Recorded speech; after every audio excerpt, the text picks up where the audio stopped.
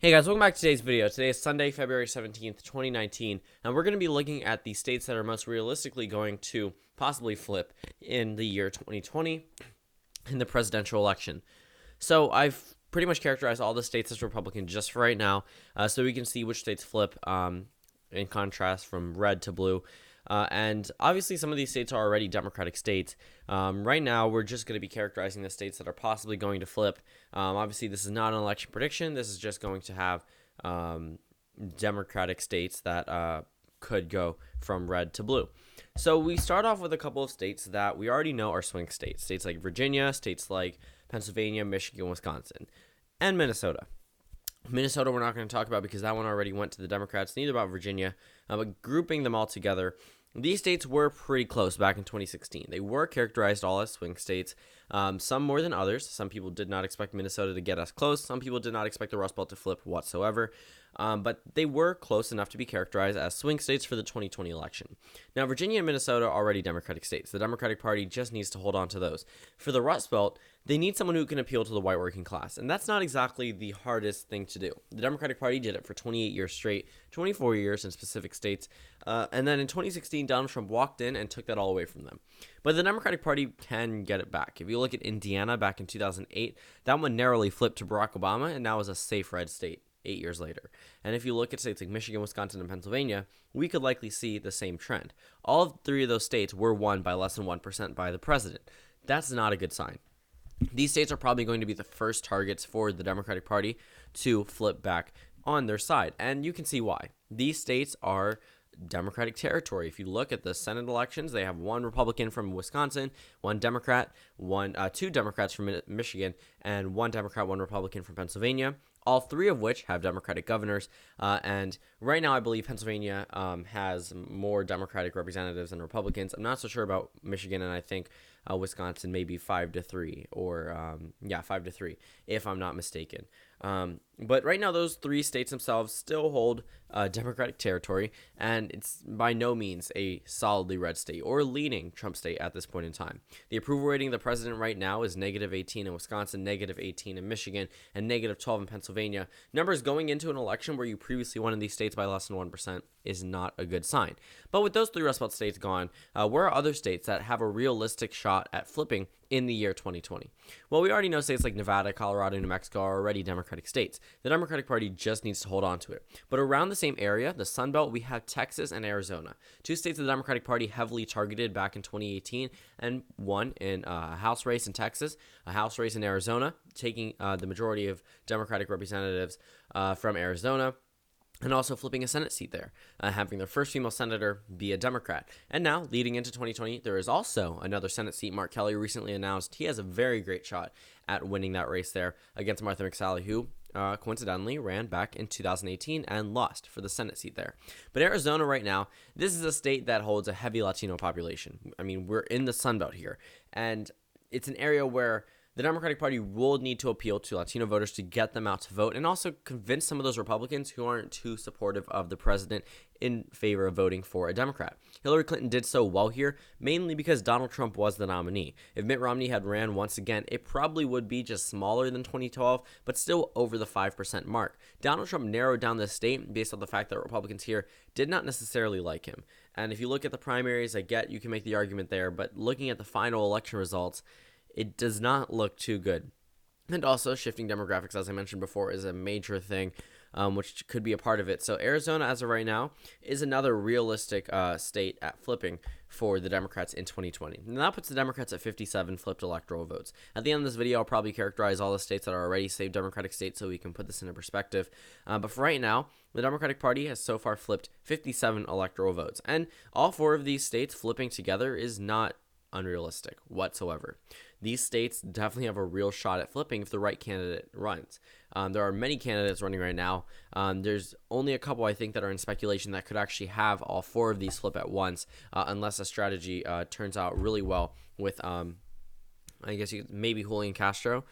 As of right now, I would say that's it for flipping the state of Arizona and the four Rust Belt states. I do think it could narrow down with a number of candidates, but again, anything's possible. We are 2 years away from the election, so right now, these are just preliminary thoughts about what states could flip in 2020. So Pennsylvania, Michigan, Wisconsin, and Arizona. Where are the other states? Well, looking around the same area of Pennsylvania, Michigan, Wisconsin, we have Iowa and Ohio. These are two states that went for Barack Obama back in 2008, back in 2012, and all of a sudden, they drastically switched in favor of the president. The preliminary polls showed that Donald Trump would win here by 3% in Iowa, 3% in Ohio. That would be it. It would be a swing state. It would be close. That's not what happened on election day. Iowa was nearing 10%. 9% of the vote, Donald Trump got more than Hillary Clinton. In Ohio, he won 8% of the vote. If you look at 2012, Barack Obama did not win by that margin in Ohio. 2008, he did not win by that margin in Ohio. Iowa is the only one you could say that had Obama-like margins for Donald Trump. And that just means it's better for Donald Trump. But that doesn't mean that these states are out of the ballgame. You look at Iowa, they now have 3 Democratic congressmen where they had 1 before 2018. The Iowa governor race came very close. You're looking at a Senate race that's contested in 2020 over in Ohio. A Democrat recently just was reelected in the United States Senate there. The governor's race narrowed down. It was closer than the presidential election. And some of the House races there were contested. And if you're looking at these states individually, they don't seem like they have a real shot at flipping based off the margin from 2016. But again, anything is possible in this day and age. And these states aren't exactly, safe red states. They're always characterized as swing states, and you can see why. This state went from being an Obama solid state, referring to Iowa, then Ohio, an Obama swing state, to 2 Trump reliably red states. And that's pretty surprising, but it doesn't mean that they're out of the game. A lot of candidates like Bernie Sanders could possibly appeal to these Iowa and Ohio voters and flip them into voting for the Democrats once again. And again, it's not anything new for them to vote for Democrats. Many interviews were taken by a lot of people in the mainstream media in these states specifically because they all of a sudden turned from Obama to Trump, which seems drastic, but in terms of appeal, around the same. So Iowa and Ohio, those are 2 states that realistically could flip for the Democrats in 2020. Now, looking up in the Northeast, there's only one area where the Democrats didn't do well in back in 2016. And by do well, I mean not win in. And that's only in Maine's 2nd district. That one has a possibility of flipping. It was an Obama district. Whatever, moving on from that one, it does not need to be talked about too heavily because it's only 1 electoral vote out of 538 electoral votes that could be won. Going down into the South, though, this is a gold mine for the Democratic Party. This is the last area that I would actually say they could have a realistic shot in. Texas, they do have a realistic shot in, sure. It's not, the easiest thing for them to do. I didn't talk much about Texas. I just realized that, so I'm going to actually switch over to that, go up to Nebraska, and then down to the South, because the South I really want to talk about near the end. But Texas, this is a state that has held Republican identity forever. And 2014 was the last time the Democrats thought that they could possibly have a closer race before 2018. 2016 was pretty surprising. Iowa voted more for Trump than Texas, and Texas is stereotyped as a Republican state. I mean, a lot of people look to Texas for those 38 crucial electoral votes that Republicans need every election season. If Donald Trump had lost Texas to Hillary Clinton, we would have a different president at this point. And Texas is like California for the GOP, except less electoral votes, which means that they are required to pick them up elsewhere. If they're losing in those 4 Rust Belt states and then Arizona, and then let's say Julian Castro sweeps Texas as well, there is no way the president of the United States could get reelected, and he probably won't break 220, 230. And looking at the state of Texas, it would take a lot to flip this state. But it's getting a lot easier. The Senate race in 2018 came within 3 percentage points against Ted Cruz. Of all people, Ted Cruz. I get it, he's disliked by the country. He's not disliked by the people of Texas. He has around 51% approval rating and a 37% disapproval rating. If Trump had those numbers, 2018 would have turned out a lot better for him.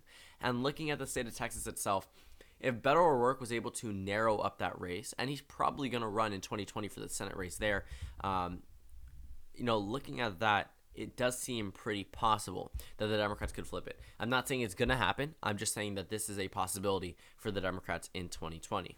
Now, looking over at the South, I said I would go to Nebraska. It's only Nebraska's 2nd district. We know that this one has gone blue before, back in 2008. Again, doesn't need too much talking about, considering that it is a very singular district, 1 out of 538 electoral votes. But looking down in the South, this is an area that the Democratic Party previously did well in. And by previously, I mean around 40 years ago. Bill Clinton was the last Democrat to do pretty well here by going up and across Abe Lincoln and then carrying Kentucky and Tennessee, Georgia in one election, Florida in the other.